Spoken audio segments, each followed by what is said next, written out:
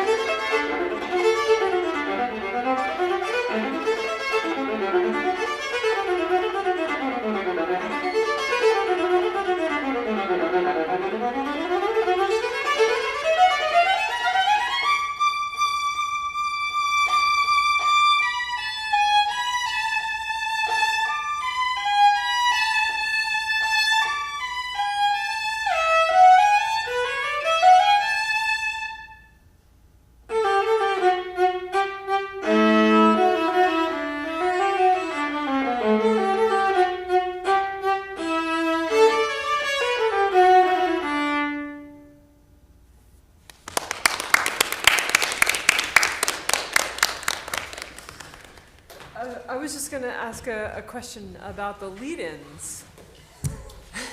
Yeah. Where, have you chosen them? Okay. Yeah. Okay. It'd be fun to have them, you know, now that you've got the rest of the movement so well. We really need to have those. So go ahead, Aubrey. Hi. Hi. You did great. Thank you. Still can't get over the left-hand pits. Like, I remember listening to you the other day. I was like, wow, that's majestic. I really admired the way that, like, when you messed up, like, you didn't let it get to you. Like, I know for me, if I mess up, I think about it, and it just leads me to mess up more. And, like, you made, like, I don't know how many mistakes you made, but I only caught one. So, like, good Good job. I'm Thank proud of you. Sound great. I appreciate it. Hi, Zach. Go ahead. Outside the door, you sounded awesome. Thank you. Nobody else has anything to say? Go ahead, Laura. Hi Matt, good Hello. job. That was a lot better from what I heard you last week. I mean, it was good last week, but you know, Thank you. something I'd worked on a little is like when you have like that chord and that like little theme in the beginning that reoccurs, Mhm. just making sure that's perfectly in tune will help. Those fifths, yeah. Mhm. Yeah, those are nasty to get into. Yeah, but Yeah. besides that, you were really good. Cool. Thank you. So how do we get fifths in tune? Like, first of all, we have to make sure our strings are in tune, right? Yeah, that's a big part of it. So, and then what? There's a lot of things that go into double stop intonation. So the things that I try and focus on are bow speed, Mm-hmm. even bow direction, and making sure that you're not doing like a crunch at the beginning. Yeah. Keeping up the pressure as you go throughout it. But also a lot of it is making sure that your finger is kind of positioned correctly. Right, particularly with fifths, it's a lot about the angle of the finger because it may be that you have to turn your finger slightly more towards you or slightly more away from you. And then the angle at which you hit each string on the pad kind of makes a little bit of a difference too. So it's kind of, you just have to experiment until you find, oh, right, okay, if I do it that way, then it'll be in tune every time. And then sometimes it changes. But, you know, we do what we can.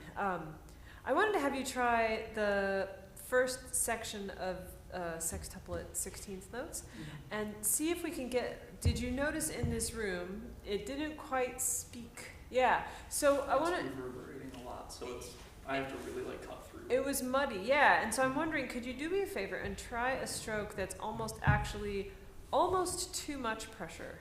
So Okay. not a lot of bow, still just a tiny, tiny bow, but almost too much pressure. Okay. Should I go under tempo? No, actually fast is good because that's really part of the problem, right? Is the fast thing. If you make mistakes because you're thinking about the pressure, it doesn't matter. I just want to hear the clarity. Okay.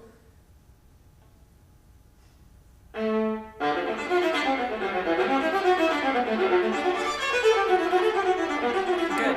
That makes a huge difference, right? Particularly in the lower register on the instrument, you don't you're gonna have to back off from that as you go up to the A, because then it's like too much, yeah. But so try it again and back off as you come towards the A. But did you everyone hear? It's so much clearer that way, yeah. Okay.